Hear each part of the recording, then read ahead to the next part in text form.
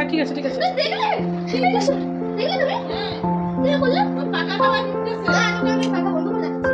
দুজনে কথোপকথন।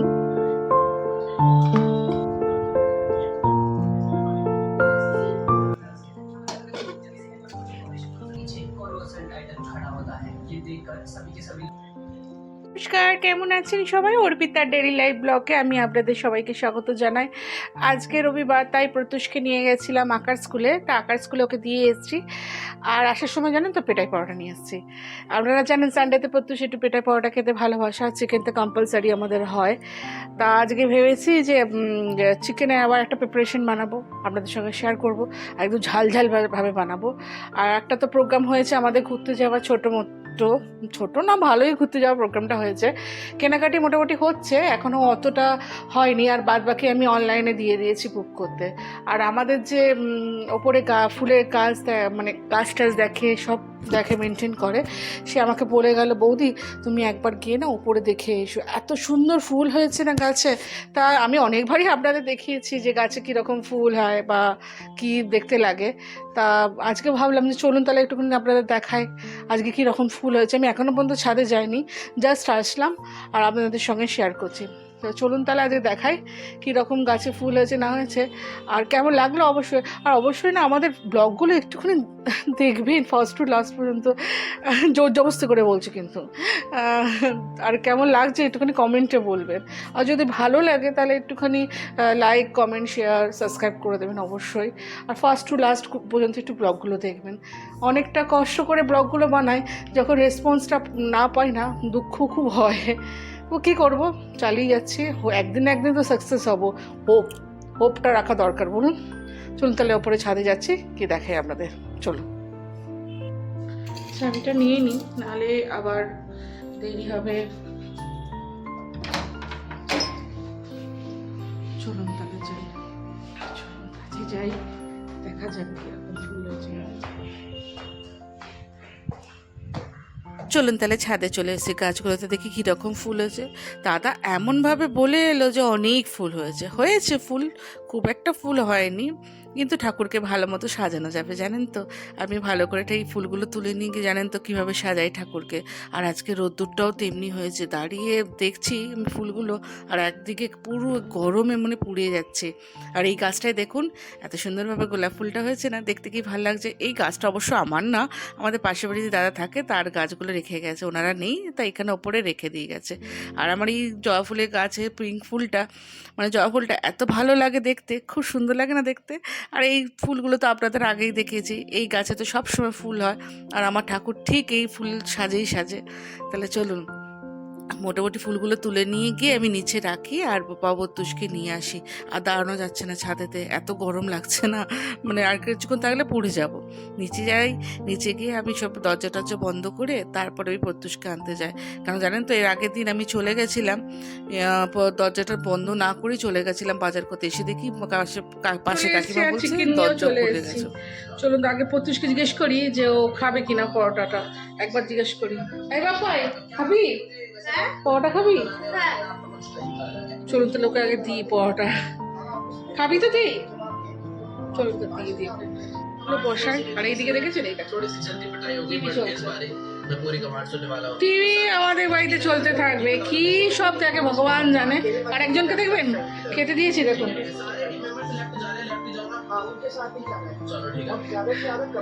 বদমাইশি গাছ। এটা দেখবেন না, এটা যে অবস্থা হয়ে আছে, এটা স্টোর রুম বানানো হয়েছে, বাথরুমটা হয়ে চেঞ্জ করে। চলো রান্নাটা এবার বসিয়ে দিই। আরেকদিন এসে গেছে আমাদের রান্না বান্না করতে, চল দেখাচ্ছি। দাদি আদা রসুন চা যাচ্ছে, আমাদের মাংস রান্না হবে। দিদি যে কি রান্না হবে? মাংস, আলু কাটা হয়ে গেছে। তো চলুন বাজার টাজার করা হয়ে গেছে, এবার চল রান্নাটা বসাই দিয়ে আজকে তাড়াতাড়ি সব কাজ করবো। দেখুন ঘরের অবস্থা দেখুন আমাদের আজকে ঘরের অবস্থা খুব খারাপ। উনি আজকে আমাদের ঘর থেকে বার করে দিয়েছে, বলেছে যে ঘর পরিষ্কার করবে আর এখন তুমি বাইরে বসো, সব তুলে দিয়েছে জিনিসপত্র আছে ঘরদোর। আর ওয়াশিং মেশিনটা চালিয়ে দিয়েছি আমরা। অনেক দেরি আছে, সব গুছিয়ে গাছিয়ে রেখে দিয়ে যেতে হবে। তারপর এসে দেখুন আর মন লাগে না, বলুন একটা জায়গা থেকে ঘুরে টুরে আসে, সেখানে আবার গুছানো টোছানো লাগে। তাই হয়েছি সব গুছিয়ে আমার দিদি বললো যে সব আমি ক্লিন করে দিচ্ছি, তোমরা বাইরে বসে থাকো। বাইরে বসে থাকলে হয় বলুন তো? তা ওই রান্না বান্না আমি করছি, আজ বেশি কিছু রান্না, চিকেনের একটা ঝোল মতো করবো আর রাইস করবো, ব্যাস আর কিছু না। চিকেনটা নিয়ে এসে না আমি ধুয়ে রাখিনি, তাই আপাতত এগুলো ধুয়ে ম্যারিনেট করে চিকেনটা রেখে দিই। কারণ আবার বেশিক্ষণ রাখে একটু বললাম না আপনাদের গরম পড়ে গেছে, কি জানি নষ্ট বষ্ট হয়ে যায় বলে। তা আমি চিকেনের প্রিপারেশনটা বানিয়ে রেখে দিই, তারপর পরে আবার রান্না করা যাবে। যে এমনিভাবে চিকেন রান্না করবো ভেবেছিলাম সেমনিভাবে হবে না, যা কাজে কর্ম এখনও সব হয়ইনি। তা মমতা দিয়ে মানে আমাদের হেল্পিং হ্যান্ড এসছে, সে কাজগুলো আগে সারুক, তারপর সব কাজ করা যাবে। আর আপনাদের বললাম না যে আগের বারে তালা লাগিয়ে কেন যায়নি। আরে আমরা জানেন তো বাজার করতে চলে গেছিলাম, প্রত্যুষকে নিয়ে গেছিলাম, আমি ভেবেছি দরজাটা বন্ধ হয়েছে, কিন্তু দেখি বাড়িতে এসে দেখি দরজাটা না লকটা খোলা। এদিকে কাকিমা আমাকে ফোন করেই যাচ্ছে, মানে পাশের কাকিমা, যে তোমাদের দরজাটা খোলা। তার ফোনটাও তুলিনি, বাড়িতে এসে তড়িঘড়ি করে কাকিমা আমাকে বলতেছে, আরে অর্পিতা তুমি দরজাটা খুলে গেছো, আমি কতবার দরজাটা বন্ধ করে এসেছি, তুমি তো লাগিয়েই যেতে ভুলে গেছো। সেই থেকে না একটা ভয় ধরে গেছে, এখন যতবার যাই না আগে 2-3 বার দেখি দরজাটা বন্ধ হয়েছে কি হয়নি। চলুন তাহলে আমি ম্যারিনেট করে রেখে রেখে দিচ্ছি। আর একজনকে দেখুন কি এক্সপেরিমেন্ট করছো তুমি, দেখি বাবা। আচ্ছা বাবা বাবা এসব দুষ্টুমি ছাড়ো। হ্যাঁ ঠিক আছে ঠিক আছে।